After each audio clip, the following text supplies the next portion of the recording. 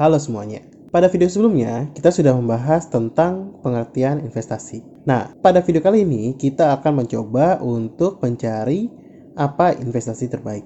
Sebelum menjawab itu, kita sudah tahu kalau investasi itu dibagi menjadi dua jenis, yaitu investasi pada aset real dan aset keuangan.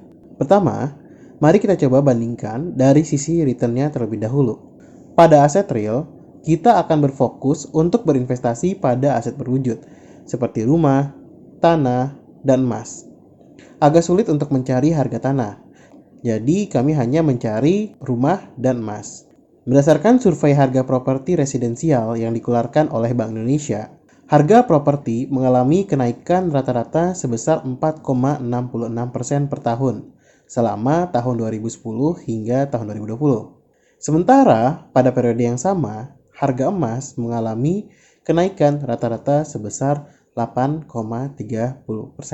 Nah, selanjutnya, pada aset finansial yang terdiri dari efek atau surat berharga seperti saham, obligasi, ataupun deposito mengalami kenaikan yang cukup menarik, di mana deposito mengalami kenaikan rata-rata sebesar 8,45% per tahun. Obligasi mengalami kenaikan rata-rata sebesar 8,87% per tahun, dan saham mengalami kenaikan rata-rata sebesar 16,16% per tahun. Hal ini menjadi menarik karena rata-rata inflasi pada periode yang sama yaitu sebesar 6,32% per tahun. Yang artinya dari aset real dan aset finansial yang tadi gue sebutin hanya properti yang tidak bisa mengalahkan inflasi.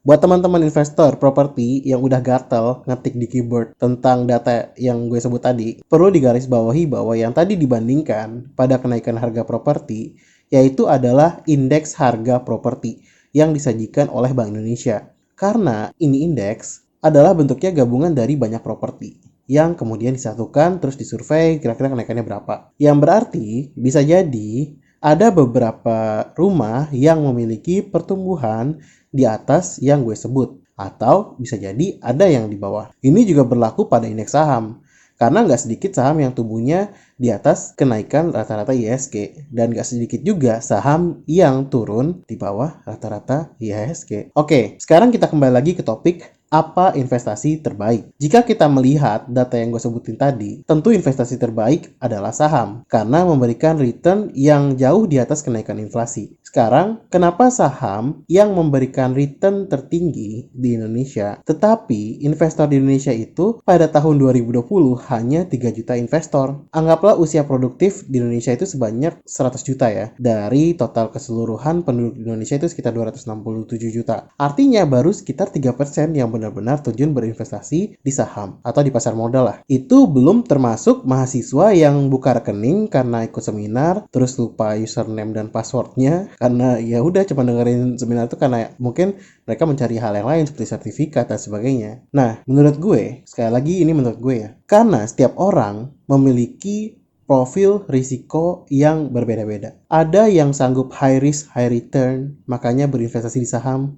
Ya itulah tadi 3 juta investor tadi. Ada yang memilih yang aman-aman aja, makanya investasi di deposito atau mungkin emas. Jadi, jika gue ditanya apa itu investasi terbaik? Investasi terbaik adalah investasi di mana lu ngerasa nyaman dengan profil risiko itu. Misalnya nih, kalau boleh gue jujur gitu ya, gue sendiri saat ini lebih nyaman investasi di reksadana indeks. Yang jelas detailnya nggak bakal gue sebutin di video ini, mungkin di video yang lain.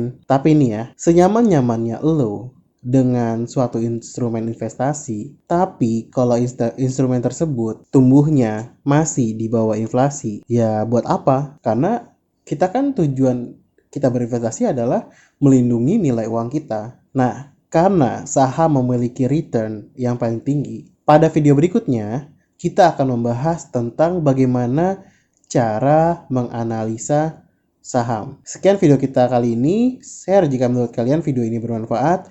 Like jika kalian suka. Dislike jika kalian gak suka. Sampai jumpa pada video berikutnya. Dadah.